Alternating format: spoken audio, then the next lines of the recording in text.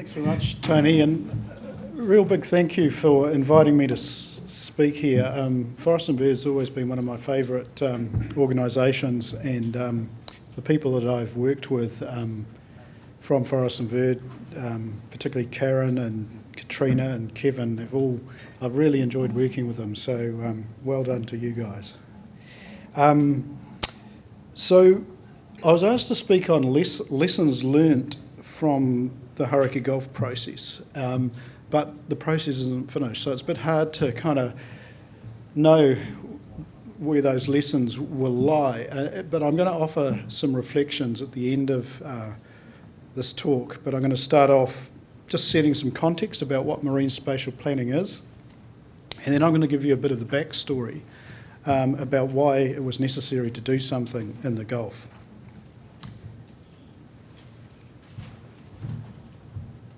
So, as Tony mentioned, the forum is sort of a convening space. It's a political peer group. It's meant to generate ideas and develop sort of policy for the Gulf. And so what we've been doing over some time is bringing people to Auckland, and this is a definition of marine spatial planning from, why have I done that? From Melissa Foley. So you can read that. That's what she said marine spatial planning was. And then we commissioned a piece of work. That's the cover of that work, and we looked at how marine spatial planning was done elsewhere around the world, and we said, you know, this looks like a good tool for a place like the Hauraki Gulf, which is under all kinds of pressures and competition for use. And this, in its simplest form, what marine spatial planning is working out what goes where. That's my take on a long talk that Charles Ehler gave in 2013, and he wrote the UNESCO Guide to Spatial Planning. So he said some places are better to protect and some places are better to use. If you can get that right, then you know you've gone a long way to getting good outcomes for the place that you care about. This is a slide that I stole off Dr. Roger Blakely, who's recently left Auckland Council to come back to Wellington to support the Hurricanes. But you can see that for Auckland Council, this piece of work is right up there with other top priorities for Auckland Council. And Auckland Council's got a lot on its plate, as you can imagine. So it's something of real importance from a local government perspective. And this is how the idea of spatial planning ended up getting rendered in the Gulf. So it's Timu Taipare, the sea change. It's a partnership between Mana Whenua and the Crown agencies involved in governing the Gulf, so it's got a co-governance element. And as Tony mentioned, it's also sort of borrowed from the Land and Water Forum process, saying that these issues are so difficult that we need the people that are really doing the stuff out there, that are really influencing policy, that really have skin in the game, because if we can't have a conversation with them and get a solution with them, then it's not going to stick. So all of those things were part of the sort of design principles of the marine spatial planning process in the Gulf. And the time frame for it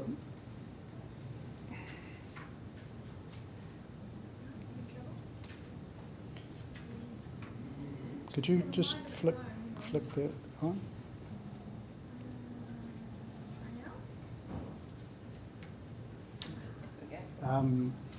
So it started in 2013 and it was supposed to be finished about now, but it's been paused for the last month because I think everybody sort of at the same time realised that this inquiry was a little bit more complicated than a timeline like that could usefully deliver. So we're still probably in the middle, looking at possibilities, opportunities, options, and thinking about how to take those back out to the people that have contributed, and then produce a plan that is the best plan that we can come up with. Now, the backstory is, as Tony said, every 3 years we have to produce a report on the state of the environment and the responses of agencies to prioritise strategic issues. And we have to do that every 3 years. Now that's amazing if you think about it in the New Zealand context now, because who's doing state of the environment reporting and sort of at that sort of frequency? But that's what our Act asks us to do. So what I'm going to do, since we're in Wellington, I'm going to tell the story of the Gulf roughly 3 years apart. There's a few porkies in here, but you'll kind of, I think it's a good way to tell the story. So we're going to do 2 laps around the Gulf, one in 2011 and one in 2014. So we're going to go out of Viaduct Basin here, we're going to go past the port, and we're going to go roughly around Waiheke Island and then come back in the Tamaki Strait. And for the purposes of the exercise, we're going to hop on this boat, which departs from Viaduct Basin throughout the year. This is the Whale and Dolphin Explorer.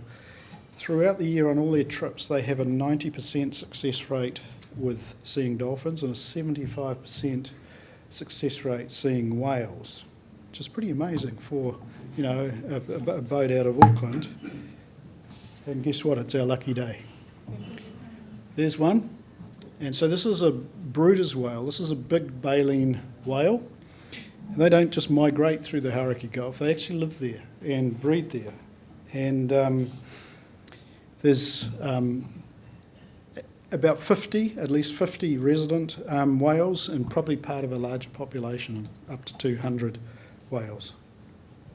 And unfortunately, though, this is how people are quite frequently encountering them. And so since 1989 there's been 44 whales found like this, most of which, when necropsied, have been found to be killed by ship strike.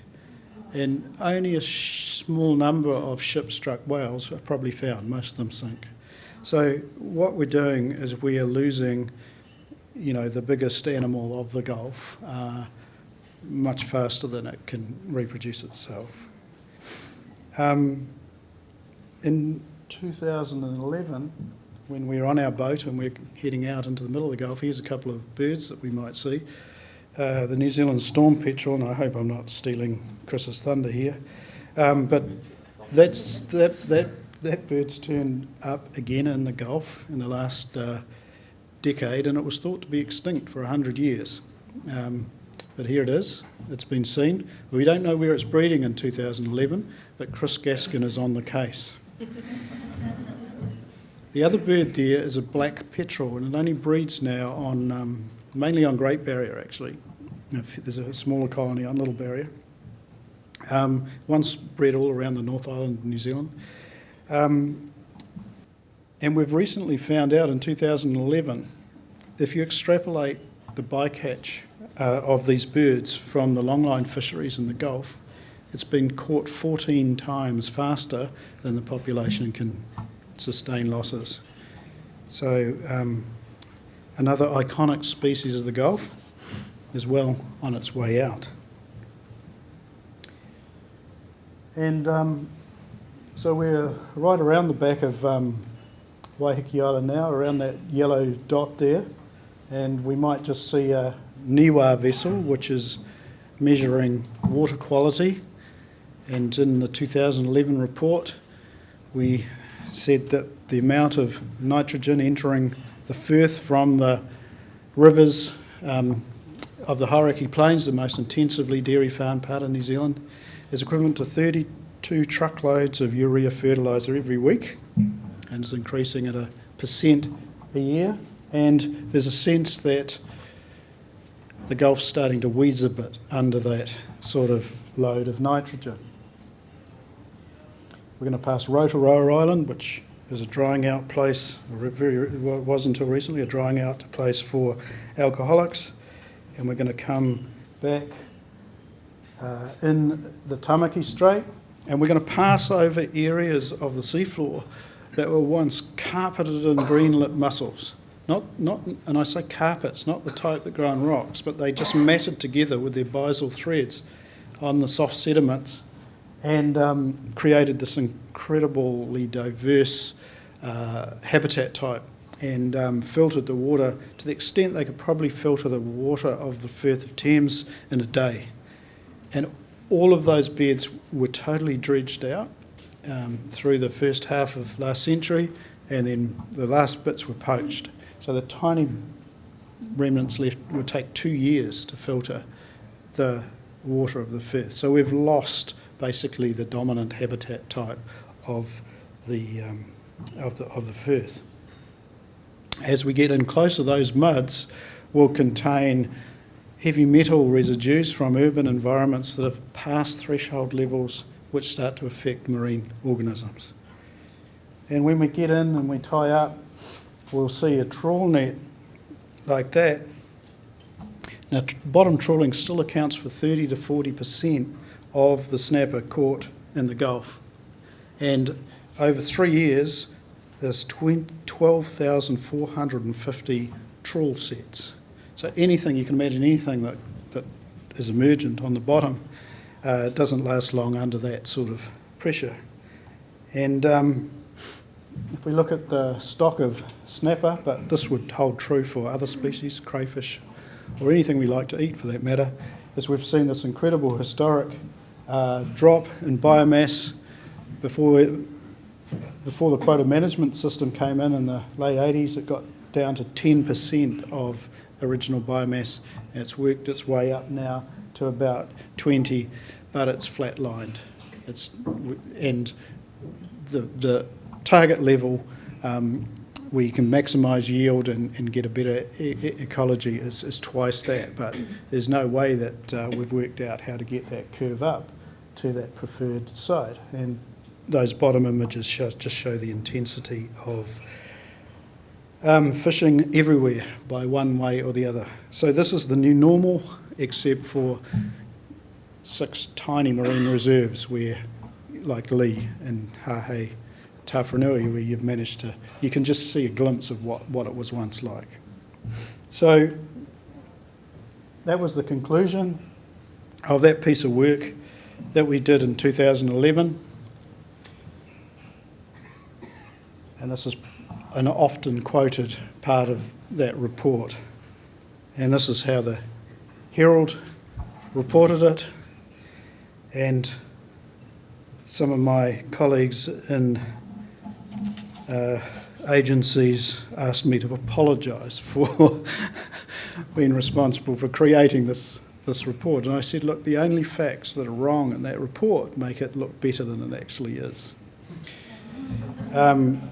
So that really was the story from our 2011 report, and it was a tough time to do what I do at that time because no one really liked that message.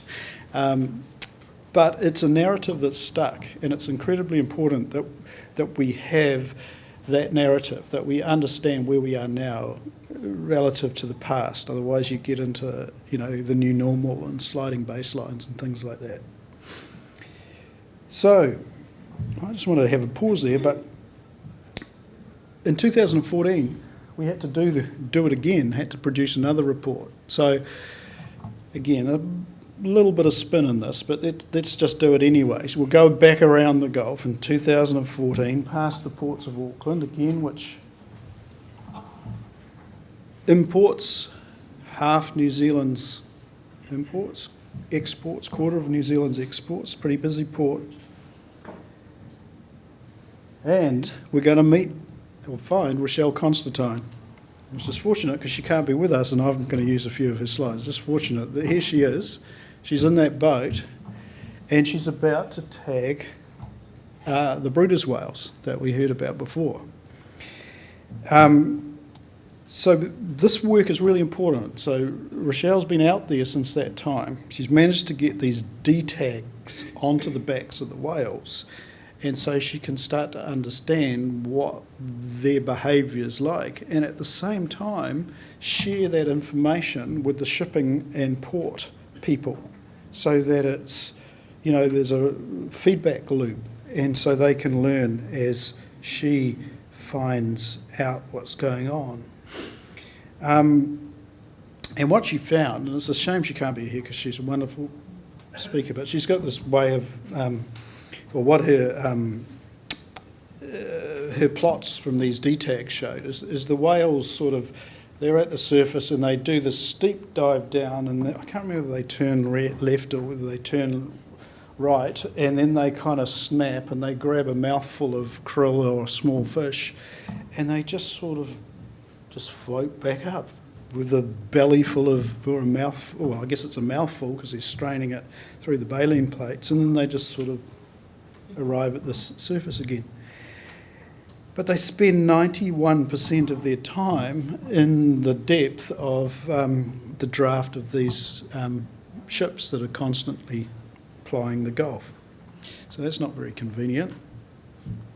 So, well, can we go round them? I guess that was the first question that the port company asked. So, sorry, I haven't kept up with what I was talking about. I'm looking at my own slides, not showing you the picture that I should be. But there you go. That's the visual of what I've just told you. I see, because I've borrowed her slides and they're on separate clicks. So she's also looked at where these things pop up. And unfortunately, they pop up everywhere. So it's not possible to go round them really, because who knows where they're going to pop up, and they can pop up in pretty shallow water, as I've shown. And what she's been able to explain to the shipping people is that speed's really critical, and this is work from some international collaborators. Oh, that's right, there's some extra things on here which I better, whoops. So if your ship speed is 16 knots, then the chance of a whale surviving a strike is virtually none. But if you're going at 10 knots, which is easy for a ship to do, it can navigate safely in anything, then there's only a 20% chance of that strike being lethal. And of course it reduces the chance of a strike in the first place. And so, because Rochelle had been doing the science and having the conversations with the port company, well, they thought, well, yeah, we'll see if we can do the right thing, and we'll try to have a little bit of everything. We'll change our routes, we'll narrow our routes, we'll say we'll slow down as much as we can, and we'll put someone on the deck, and if we see a whale, we'll report it in so we know there's a whale around. And Rochelle even did some work on, okay, when a whale has been reported, what did the ship do in response to that? And the answer was, well, they didn't know what to do. And they didn't know where the whale was. But, big ups for Rochelle, because she was following through with everything the port company wanted. They put out this transit protocol in September 2013, and in that time, the average speed of a ship travelling through the Gulf has gone down from 14.2 knots to 12.3 knots. So it's pretty significant in less than 2 years. And one of the things, and we've now kind of set this up as a bigger group than just Rochelle. I'm helping to facilitate a collaborative group where there's a broader group, but we're able to see in real time at any time the position of a ship and how fast it's going. It's amazing. You can do this just at home, and this is a screen grab that I did one night, the night before the meeting, and I put it on that ship, which turned out to be the Tugela, which was heading out of Auckland for Brisbane, and it's doing 17.7 knots. I mean, there's no chance for a whale doing that, and this is after the protocols come in. So you can do that at home, but there's an NGO called the International Fund for Animal Welfare, and they're doing all the plots of every ship that's going through the Gulf, and doing it as a report card to the company to tell them what's happening, and showing that it'll only add 40 minutes on average to the time taken for a transit for them to be compliant with a 10-knot code. So it's possible, and it might be possible without a law. You know, it's sort of emerging because we've created this peer dynamic. At the moment, the conversation's at the point of, well, we're highly geared, you know, everything we timetable it all in advance, so it's really hard for us to slow down, and time is money, and we've done as much as we can. But the truth is, if you put the 10 knots into the charts and manuals without it being a law, it essentially recalibrates the whole way that highly geared system works. And so notifying it through the International Maritime Authority could reset that whole system, and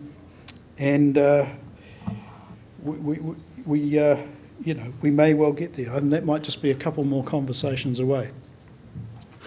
So that's a big change. So that was me doing Rochelle, but now we're back to me. So that's quite a change from 2011 to 2014 in terms of understanding and attitude. And another big change in those 3 years is that these motu, the islands, have gone from Crown ownership back to iwi ownership. Rangitoto was passed to a collective of Tamaki Makaurau tribes and returned back to its scenic reserve status. But certain parts of it are now Maori land. I think the top, which are the knuckles, if you look at the top of the knuckles of Peritu, now in Maori ownership. And Hauturu, which is next year going to celebrate 120 years, I believe, as a nature reserve, was appropriated by the Crown from Ngāti Wai before it was made into a nature reserve. So that sort of historical tension and issue has been through the Waitangi Tribunal settlement process. Ngāti Wai have had the island returned and returned it to the Crown, but again, like the little boulder bank pointing out at us, is now Maori land. So that's quite a fundamental change and an important one, because it means that when Chris Gaskin, who you can see there in the back of his boat, did find out where the New Zealand storm petrel was nesting, and he found that it was nesting in the deep forested valleys of Little Barrier or Hauturu. It means that those birds not only have protectors from the conservation worldview, but they have the kaitiaki from the Maori worldview behind the effort to look after those taonga. That's a big shift in 3 years. And that Salvation Army drying out island that I mentioned briefly, that's opened as a brand new conservation park. And what they did is they put all those pine trees that you can see there fringing the island through an industrial-sized chipper, and they mulched the whole island and planted it in natives using philanthropic money, which is now the Next Foundation fund. And they've released Tākahi most recently, Hihi, Taiki, and are in partnership with Auckland Zoo to take underprivileged school kids from the whole region during their education to that island, so it can awaken them to the Gulf and its conservation issues around it. That's just in the last 3 years that that's opened. And there's even a community group that's emerged to, we can replant trees on islands, but they're replanting mussels, those mussel beds, back into the habitat, those bare muds. And they've put 3.5 million mussels back into the environment, And we didn't know what had happened when we did this. We just tipped them, I think the water quality reading was a bit too high at a harvest date in the first bunch. That was the 7 tonnes. And then we got 63 tonnes from mussel processors that were just not quite supermarket size. And put them back into that environment, tip them in, and they all find each other and they all connect with the biaxial threads and they form a carpet. And so, this is exciting. Maybe we're at that stage where in environments like this we need to start actively restoring we can actively. We can't say. It's officially east of Waiheke. Yeah, it's unknown locations, but it's, yeah. And this is really interesting.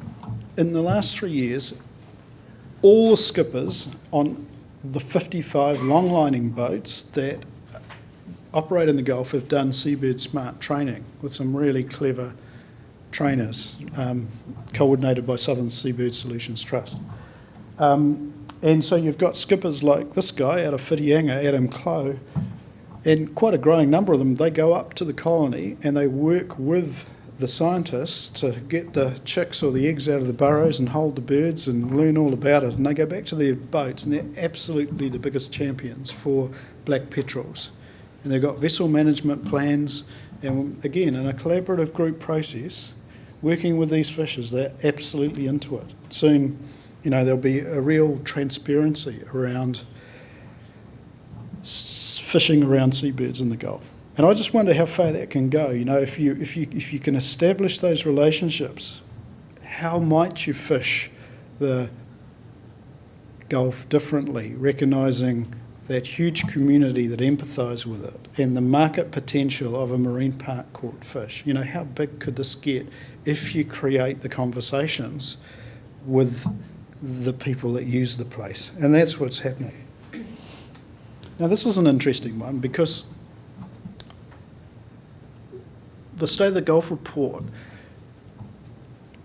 it was pointing out how much nitrogen was going into the Gulf. And so Dairy NZ and Waikato Regional Council, they wanted to get the story back. They wanted to control the narrative. So they commissioned this piece of work to feed into the Sea Change project. And it's only just come out. It took 6 months longer than they thought because it was a little bit troubling. But so what it's able to say, what it said is, well, actually there's not that much more nitrogen going in the Gulf. It's kind of fairly stable, the amount of nitrogen that's going in. But we've got a reading out at that buoy in the middle of the Gulf that shows an increase in dissolved organic nitrogen of 5% per year over 15 years. So it's more than doubled in a quarter because it's exponentially growing. And if you can't explain that increase by more coming in from the rivers or more coming in from the ocean, whoa, the system's changed. And it may well be that the system can't denitrify because more phytoplanktons on those seabed bacteria that apparently do the denitrification. Whoa, well, we didn't expect that story, but we commissioned the work. So, yeah, we're it's fascinating how these things generate. Shared inquiry generates shared ownership of the answers that get thrown up. And this is really interesting too. We're coming back on our second lap around the Gulf and we're surrounded by protesters who don't want wharf extensions. And they've actually succeeded. The public of Auckland have said, actually, we love our harbour more than this previously unquestioned idea that you just have to keep growing. You can't turn off this economic engine. And they've given them a pretty clear message. And it's a bit like where's Michael still here, the guy that climbed up the kauri tree? Yeah, well done. It's the same sort of thing, Sometimes the people have to point out that even if you can knock down a kauri, it might not actually be the the right thing to do. And I'm sure you were in tune with most people and not the consent officer. So that's a different story, isn't it? It's 2014. These are complex, yes, all those cumulative effects, they're increasing pressure, technically and politically challenging. But if we engage our heart as well as our head, you know, the original name for Auckland was a place, Tamaki Makara, a place desired by many, or a land of 1,000 lovers. What if we have 1 million lovers, as we do now, or 1.5 million lovers? Then what's possible? And so I think that's the context, really, for what Katrina's involved in the stakeholder working group for the Sea Change project, because he have a mussel farmer, a port PR guy, a guy with mining and mussel interests, NGOs, wreck fishers, mana whenua, farmers, NGO and community people, commercial fishers. And I think to a person, and I've seen this time and time again, they're all there for the Gulf. They're for the Gulf. So I'm going to have a crack then at the reflections that I've had, been asked what the lessons are learned through this process. I think be inclusive at defining what the problem is. When people entered this process, they could agree on the goal of better health and productivity. I think it's now about restoring abundance, but it didn't create an us and them. I mean, everybody could own that kind of broad narrative that there's a problem to be solved. And I tried, this was quite funny the other day, I was trying to tell someone about how collaborative process worked and how you built up, what's the word, social capital. And they went, oh yeah, problem shared is a problem halved. Well, they're probably right, it's probably that simple when you take this approach. I think sometimes we fool ourselves, like you go into these processes and you think you know what the answer is. But these are complex problems, and the answer is necessarily going to be complex too. So it's going to be a bit of this and a bit of that. And it might be something we haven't thought of. But it's, you know, that will emerge because you've got the right people having the right conversation.